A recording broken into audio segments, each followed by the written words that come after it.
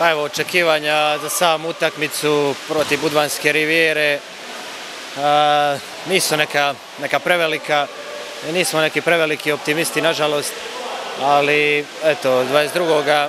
aprila pokušat ćemo da se prije svega nadmećemo sa njima i da pokušamo da ostvarimo što bolji rezultat. Naravno, moram da napomenem da se radi o izuzetnoj kvalitetnoj ekipi, iskusnoj ekipi koja je ove godine dosegla četvrtfinale Lige šampiona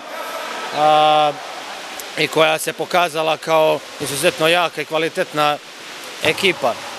Naravno, tu je i 3-4 reprezentativnih igrača, jedan tim koji ima dobre individualce, igrače koji su prekaljeni, iskusni, tako da u toj utakmici ne mogu da kažem da smo mi favoriti. Naravno, Budva je apsolutni favorit, ali pokazali smo i u play-outu Jadranske lige gdje smo odigrali izuzetno dobar meč protiv Budvanske Rivijere i neočekivano i možda veliko iznenađenje savladali sa 6 golova razlike. Također u regularnom dijelu Jadranske lige u gostima u Budvi odigrali utakmicu gdje smo poraženi samo sa 2 gola razlike, što pokazuje da ovaj mladi tim može, da ima potencijala, da je napredak evidentan.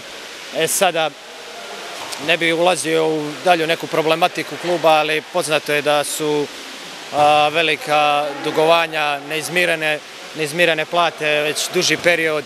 U takvoj atmosferi, u takvom ambijentu jednostavno nije lako doseći velike domete, naravno.